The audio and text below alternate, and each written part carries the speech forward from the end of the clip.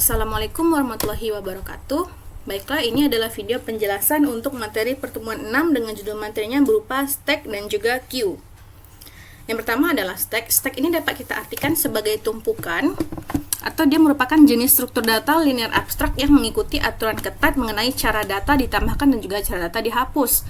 Dengan prinsip utamanya berupa LIFO, yaitu last in first out. Jadi artinya data yang terakhir kali ditambahkan ke dalam tumpukan kita, maka akan menjadi data pertama yang akan kita keluarkan. Contohnya itu kayak kita menganalogikan piring, misalkan ada 4 piring, 1, 2, 3, 4. Piring 1 berarti yang paling bawah, piring 4 yang paling atas. Ketika kita mengambil piring, maka piring 4 lah yang akan kita keluarkan. Artinya, tumpukan piring juga menerapkan prinsip LIFO, last in first out. Untuk visualisasinya, di sini terdapat push untuk menambahkan data ke dalam stack, pop untuk mengeluarkan data daripada stack dengan penerapan prinsip LIFO. Artinya data yang terakhir ditambahkan akan menjadi data yang pertama dikeluarkan. Dan juga terdapat pick untuk mengecek data terakhir daripada stack kita tanpa melakukan penghapusan. Saat ini stack kita masih kosong. Kita akan menambahkan misalnya angka 12, lalu klik push. Saat ini 12 ini dia menjadi bottom dan juga menjadi top daripada stack kita, karena masih ada satu data saja. Di sini dapat lihat size of stack kita hanya 1. Sekarang kita akan menambahkan 34, push.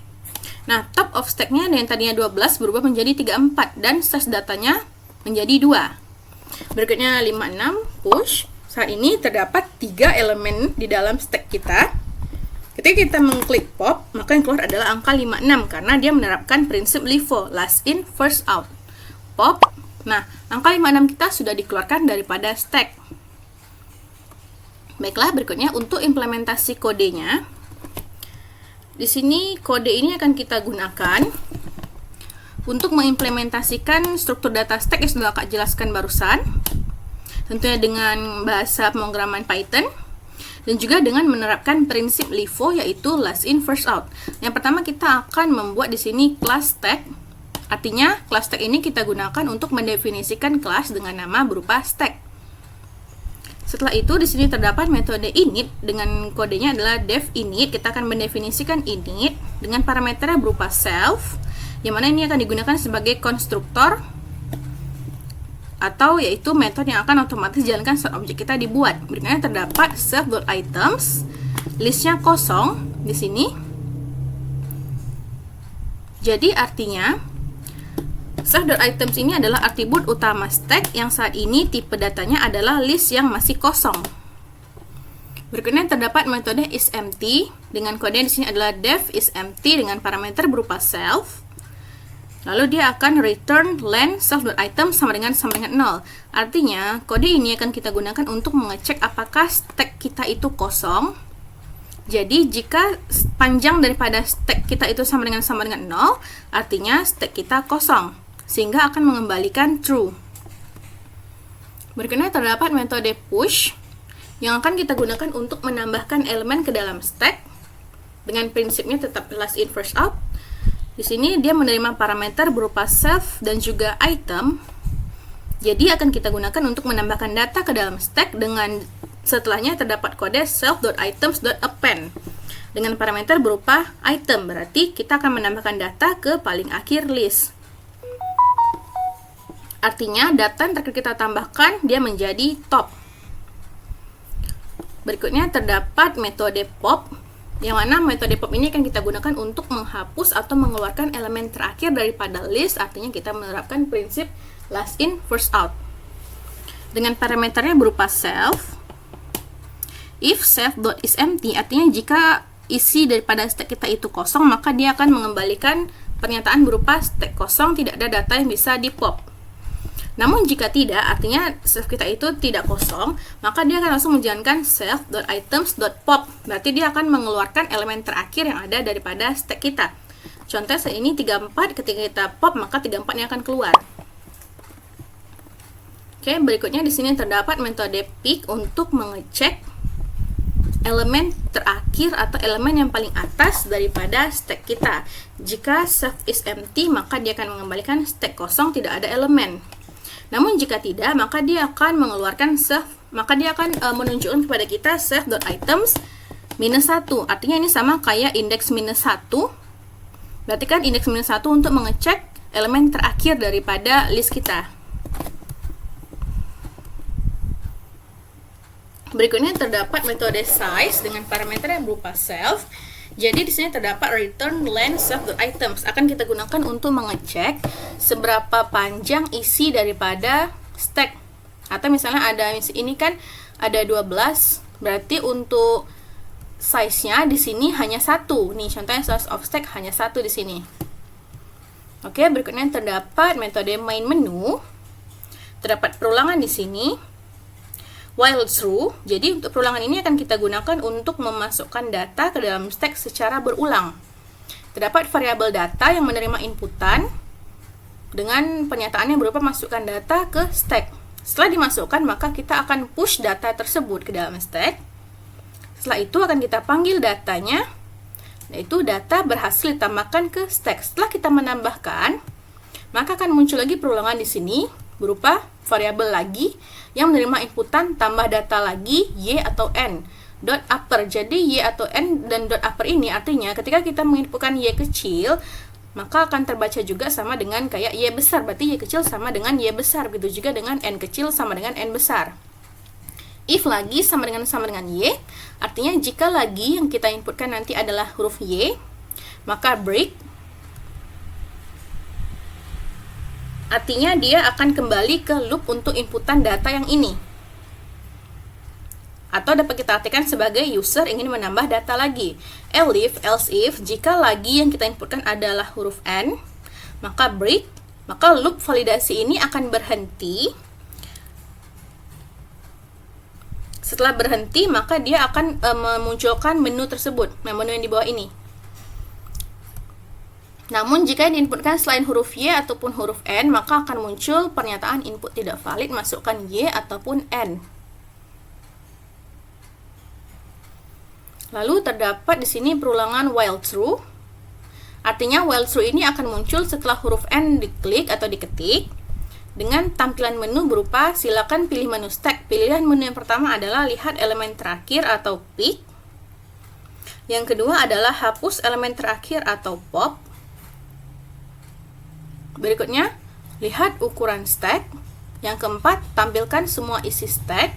Dan yang kelima adalah keluar. Jika pilihan, di sini pilihan merupakan variabel yang kita inputkan ada di antara angka 1 sampai 5 ini, maka if pilihan sama dengan 1, yang muncul adalah print di sini elemen terakhir. Lalu dia akan memanggil metode pick yang sudah kita buat di atas. Nih, dia akan memanggil metode yang ini. Berikutnya, jika dia menginputkan pilihan 2, maka akan muncul keterangan menghapus, lalu dia akan menjalankan metode pop. Berikutnya, jika dia menginputkan pilihan 3, maka akan muncul jumlah elemen, dia akan memanggil metode size. Berikutnya, jika kita memilih 4, maka akan muncul print isi stack, dan dia memanggil self.items. Berarti di sini untuk pilihan nomor 4, artinya adalah tampilkan semua isi stack. Jadi ketika kita klik maka akan menampilkan seluruh isi stack kita dengan elemen pertama itu adalah bottom dan elemen terakhir adalah top. Berikutnya jika kita menginputkan pilihannya 5, maka akan muncul print program selesai lalu break. Jadi kode nanti tidak akan running lagi, jadi sudah selesai gitu program kita ini. Namun jika diinputkan selain angka 1, 2, 3, 4, 5, maka akan muncul input data tidak valid, lalu akan muncul lagi menu ini. Berarti selama dia tidak mengklik atau mengetik angka 5, maka program akan terus berjalan. Nah, setelah itu, di sini terdapat S sama dengan stack, artinya sebagai pembuatan objek dan juga eksekusi program. Jadi kita membuat objek bernama S, yang mana S itu merupakan stacknya tadi. Nih, kelas stack yang kita buat ini. Yang mana kelas stack kita itu berisi semua metode dari dev yang constructor isEmpty, push, pop, pick, size, main menu. Berikutnya terdapat di sini kita memanggil s.mainMenu. Setelah dia menjalankan semuanya, maka dia akan memanggil yang main menu ini dengan tujuan untuk menampilkan menu pilihan menu stack. Oke. Oke, di sini sudah kita running untuk stacknya. Contohnya di sini masukkan data ke stack, kakak akan masukkan angka 5. Lalu 5 berhasil tambahkan ke stack, tambah data lagi Y. Masukkan data lagi berarti masukkan angka 7. Tambah data lagi maka kakak milih Y, maka masukkan angka 9. Tambah data lagi kakak akan memilih N, berarti artinya kakak sudah selesai menambahkan data. Maka ketika di enter akan menampilkan pilihan menu daripada stack.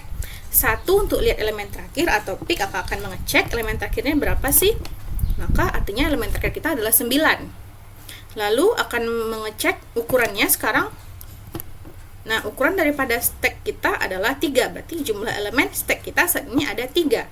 2 untuk menghapus elemen kita, elemen terakhir.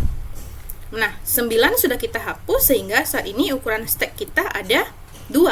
Dan untuk tampilkan semua isinya hanya ada 5 dan juga 7. Jika menginputkan pilihan menu 7, maka dia input tidak valid, inputkan lagi pilihan menunya. Untuk berhenti akan menginputkan angka 5. Baiklah, sekarang kita lanjut kepada materi Q. Jadi Q ini dapat kita artikan sebagai struktur data linear yang menerapkan prinsip FIFO, yaitu first in first out. Jadi elemen yang pertama masuk akan diproses terlebih dahulu. Atau dapat diartikan sebagai penambahan data yang dilakukan pada sebuah ujung list, sedangkan penghapusannya dilakukan pada ujung yang lain. Jadi, data yang dihapus adalah data yang paling awal ditambahkan dengan penerapan prinsip tadi disebutkan adalah FIFO, yaitu first in, first out. Operasinya terdapat 2, yang pertama adalah NQ, yaitu untuk menambahkan data pada sebuah list, sedangkan operasi yang berikutnya adalah DQ, yang mana akan digunakan untuk menghapus data pada sebuah list. Pada Q ini terdapat front dan juga rear. Front itu berarti artinya data yang paling awal, sedangkan rear adalah data yang paling akhir. Untuk visualisasinya, di sini contohnya kita terdapat 3 elemen daripada list. Frontnya adalah 20, rearnya adalah 34. Ketika kita melakukan operasi NQ, contohnya kita akan menambahkan angka 45, NQ item, maka 45 akan tertambah di paling akhir. Sehingga saat ini rear kita adalah 45. Berikutnya untuk DQ, ketika kita melakukan DQ, maka yang terhapus atau yang kita keluarkan adalah angka yang paling awal atau angka yang berada pada posisi front, yaitu 20. Berikutnya untuk implementasi kodenya, yang pertama kita akan melakukan import library module Q, dan kita mendefinisikan kelas dengan nama Q. Yang pertama terdapat metode definite sebagai konstruktor dengan parameternya berupa self, lalu terdapat self.items, yang mana adalah atribut utama untuk menyimpan data daripada Q yang akan kita buat nantinya. Jadi self.items sama dengan q.q, jadi artinya kita akan membuat Q kosong dengan aturan penerapan prinsip FIFO, first in, first out. Berikutnya terdapat metode isEmpty dengan parameternya berupa self. Jadi kita melakukan kodenya akan mendefinisikan isEmpty parameter self, return self.items.empty. Jadi kita akan menggunakannya untuk mengecek apakah Q kosong. Jika iya, maka akan mengembalikan true, artinya Q kosong. Namun jika Q berisi, maka akan dikembalikan false. Berikutnya terdapat untuk metode NQ, tetapi kita di sini menamakannya dengan nama keyPut dengan parameternya berupa self dan juga item. Lalu di bawahnya terdapat self.items.put dengan parameternya berupa item. Jadi kita menggunakannya untuk menambahkan data ke dalam key dengan put ini. Put dalam kurung item itu adalah operasi NQ. Jadi data akan ditambahkan ke bagian belakang Q, yang artinya menerapkan prinsip FIFO, first in, first out. Berikutnya terdapat metode keyGet dengan parameter self. Ini sama aja dengan DQ.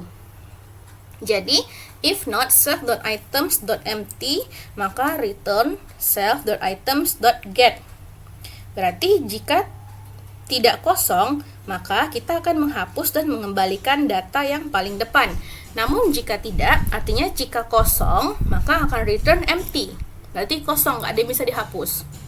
Nah, berikutnya terdapat show Q. Ini akan kita gunakan untuk menampilkan seluruh isi Q. Terdapat kondisi if not self.items.empty, maka artinya jika Q kita ini tidak kosong, maka dia akan return list self.items.q. Jadi datanya akan ditampilkan dan dikonversi ke dalam bentuk list. Namun jika tidak, maka akan mengembalikan list kosong saja.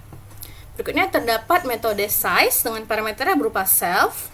Lalu terdapat return self.items.keysize.